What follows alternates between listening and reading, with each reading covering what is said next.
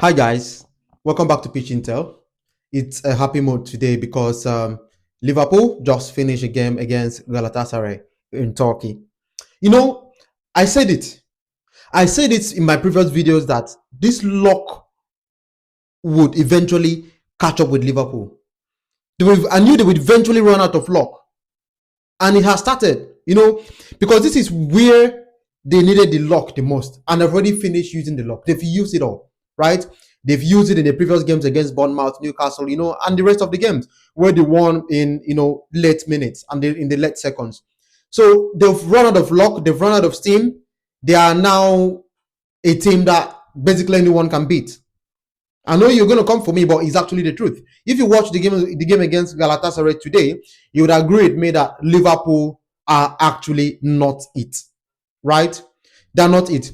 There is a problem with the team. There is a problem, and it has always been there. Just that a lot of people were overlooking it because they were getting the late wins, and they were like, yeah, this is how champions play. No matter how you play, find a way to win. They were trying to use this to massage their ego, find a way to win. Champions always find a way to win. But that's not it. Sometimes you need to look at the way a team is playing. How is a team set up? And trust me, today Liverpool were not set up right. Squad depth, the quality of your bench, the quality of your squad has a lot of role to play, and it's gonna play a big role this season for Liverpool. It's gonna be either they make it or break. If they don't go into the January transfer window to revamp their squad, they are going to end this season trophyless. Take it to the bank. I'm telling you, Liverpool are going to end this season trophyless. They're not going to go home with any trophy because they spent a lot of money, millions. They broke the bank to sign Florian Wirtz, who was the British transfer record at the time before they now brought in Alexander Isak. And mind you, Florian Wirtz, I think he has gone 0-8 now. 0 goals, 0 assists in 8 games. That is. So we're still counting. He's not going to get anyone in the Chelsea game. Another thing that is dealing with Liverpool and is going to deal with them would be fatigue. Fatigue is going to deal with Liverpool. That's one of the major reasons why Salah was benched in the game. And Slot assumed that it's Galatasaray, it's a Turkish team, and they're English champions, English former champions, former champions. Because this season we are going to have a new champion. They benched Salah, expecting the team to do the job. But they've now realized that they cannot do anything without Salah in the team. That is to tell you that if Salah was injured for 2 months last season, Liverpool would not be champions.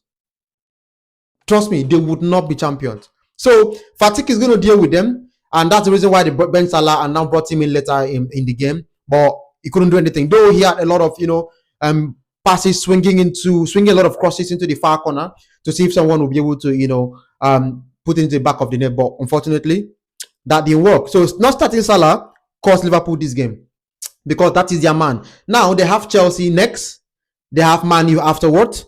They have Frankfurt away in the Champions League, and they have Brentford afterwards. So this is going to be a real test for Liverpool. And they can scale through this period.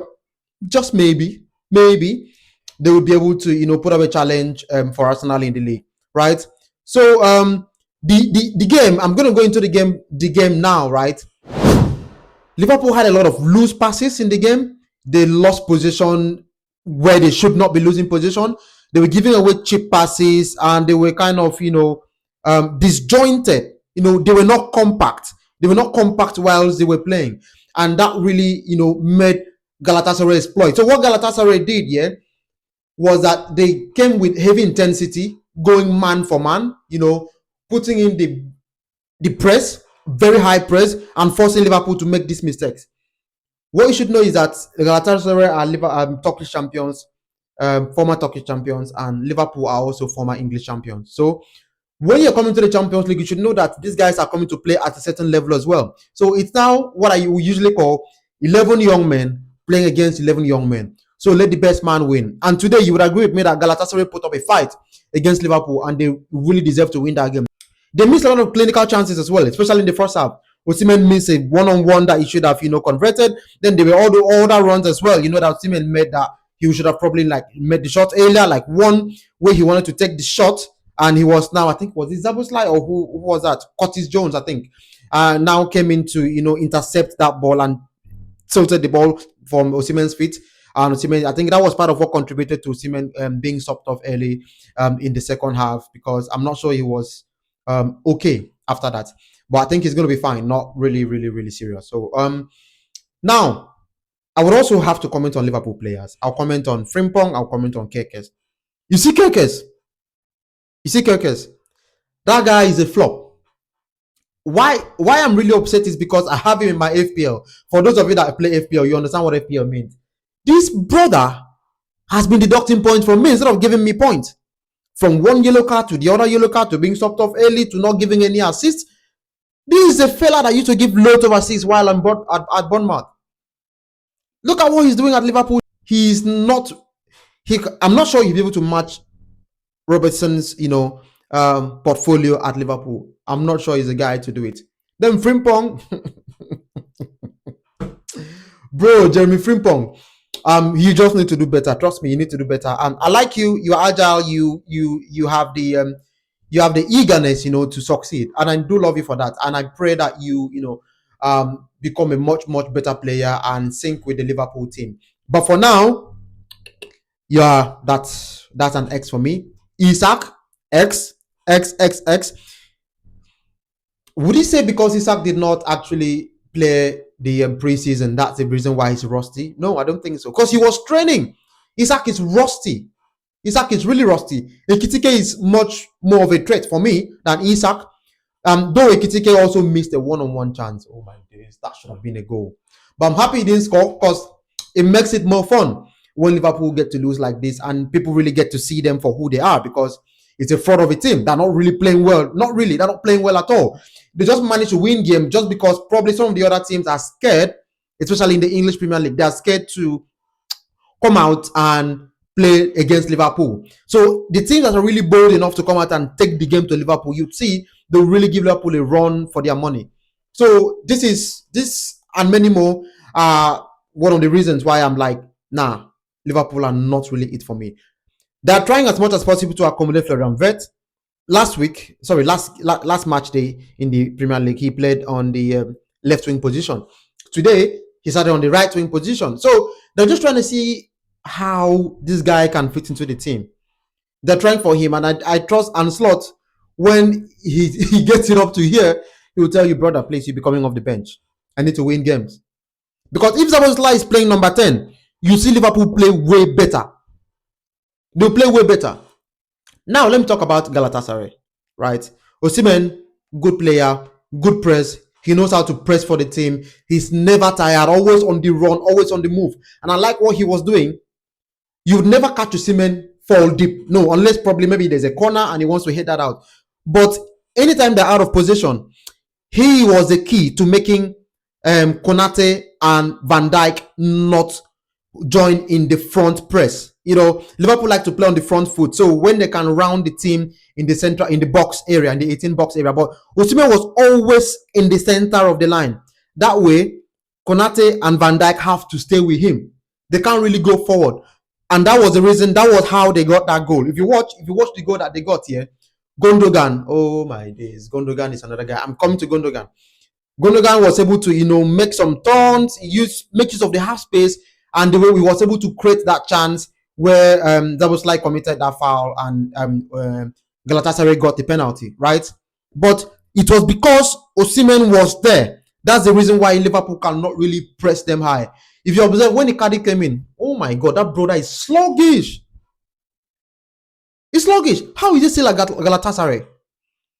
You guys should let go of that guy because he's sluggish. He runs in a very tiring manner. He runs as if he just finished, taking 2-3 bottles of beer at the pub and coming straight from there to the game. He's slow, brother. You need to get him out of the team. He's not it for me. He doesn't have the tempo of Osimhen. Honestly speaking, there's a way you have a backup striker, and when the backup striker comes in, you see the tenacity, you see how the striker wants to prove a point so that, he can be starting other games. But no, not this brother. Not this brother. Then I also want to give kudos to Ike Gundogan. Oh my days. Gundogan is playing as if he's just 25. Look at how he busts things. He was detecting the tempo, swinging the passes. I mean, he was everywhere. You would not know that this brother is an old fella. So I really, really admired him. He did a great job, fantastic job in the team. and now I can see why Galatasaray went for him. He's a great player. He was one of the engines of Pep Guardiola at Manchester City, the treble-winning Manchester City. Yeah, he was one of the core engines of that team. So I do give him kudos. Well done, Gundogan. Then I can't end this video without talking about Clement Toppin. You'll be wondering, who is Clement Toppin? He's the referee. He's the referee that officiated that game. I love that brother. Anytime I watch him, and by mind you, he looks like Trossard. So I remember when he refereed the match. I think it was Porto versus Arsenal last season, and he was trying to have a word with Trossard. And I'm like, whoa, you guys look alike. I'm gonna put that here so you guys can have a look at the resemblance. You see, this brother knows how to make good calls. He has won a couple of awards. He's from France, so he has won a couple of awards in France as the best referee in the country, and he deserves it. He once refereed the Champions League finals. I think that was 2022. I absolutely enjoyed it. He's a great referee. Once he met the call for the fraudulent penalty that Konate wanted to win, and I believe Konate should go and pick up a career in acting. He will probably win one of the Oscars, because he knew quite well that he kicked what's the guy's name? So Singo's leg. I can't remember his name, but the Galatasaray defender, right? He kicked his leg and he fell down and was acting as if he was dead. Honestly, that was proper acting. And now, and if when I got to the first instant, I was like, whoa, this guy just kicked him. And when I watched the replay, I'm like, no, Konate, you actor, get up, man, get up. So when Clement Toppin went to the screen, he did not waste up to 30 seconds. The moment they gave him the footage, and he saw that, yeah, the brother touched the leg, and Konate kicked him afterwards. He didn't waste 30 seconds, canceled the penalty immediately. That's why I love UEFA referees. If this was EPL, they will be reviewing PGML. You need to learn a thing or two from this guy. So kudos to him, and that was an amazing game. I'll talk about the other games much later. I'll do a brief summary video to capture all the other games, but I just wanted to give it all out to Galatasaray and the Liverpool game. Thank you so much, guys, for listening up to this point. And if you watch this video up to this point, I want you to comment Galatasaray in the comment section, and I'll do well to interact with the videos. So thank you very much, and I'll catch you guys on the next one. Bye bye.